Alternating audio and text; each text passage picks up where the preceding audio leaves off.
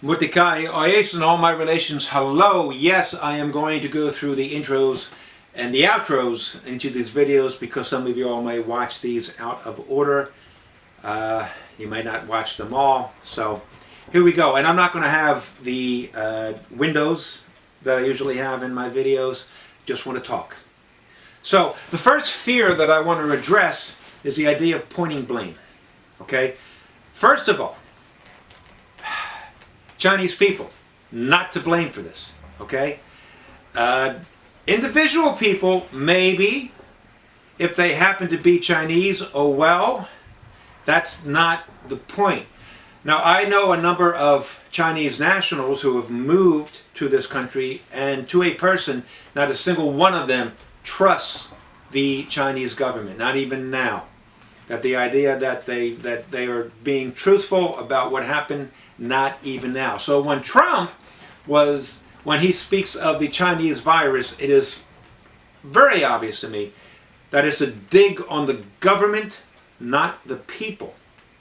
Unfortunately, when people who like to be bigoted and prejudiced and give in to their fear, when they hear Trump say this, they think he's saying the Chinese people. No. It's unfortunate that he is saying it. I wish he wouldn't, but I don't think that he is slamming the Chinese people. In fact, I'm quite convinced of it. Now, a lot of people are blaming Trump for what happened. This is based on the idea that the COVID-19 could have been controlled. And yet, there are all these countries, and Italy comes immediately to mind.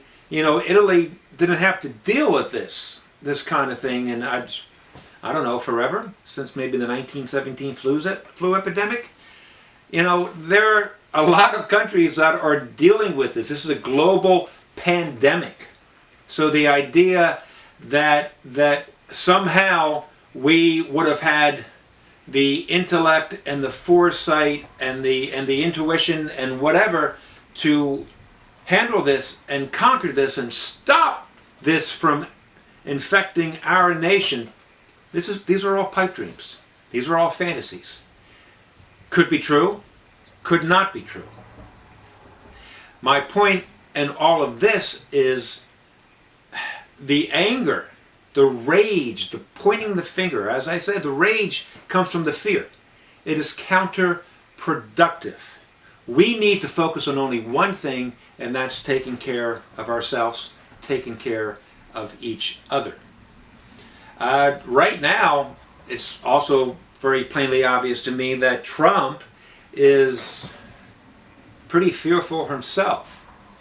And come right out and say it. I feel bad for the guy because he's trying to put a lid on this. He's trying to understand it.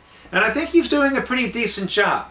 But so many people right now are just, all they want to do is attack. All they want to do is blame. We get it. We get that you don't trust him.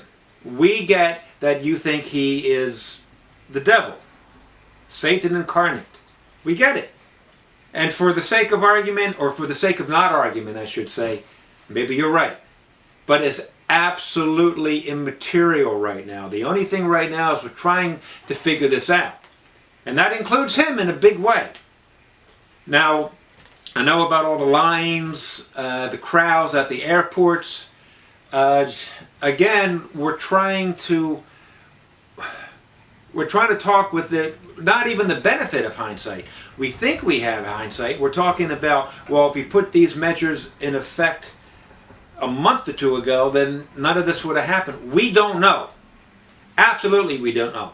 A couple of the things that I've been reading and hearing about, well, if he got impeached, this wouldn't have happened.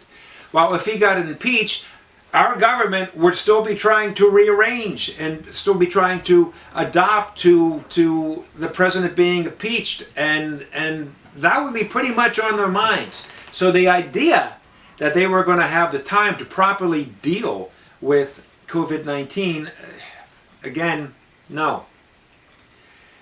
This is incredibly counterproductive. If someone is to blame, If someone bears a lion's share of blame and responsibility, we'll sort that out later. Right now, I'm appealing to you all. We must unite and we must get through this together. This is video 2. Peace, 4 fingers. Talk to you again real soon.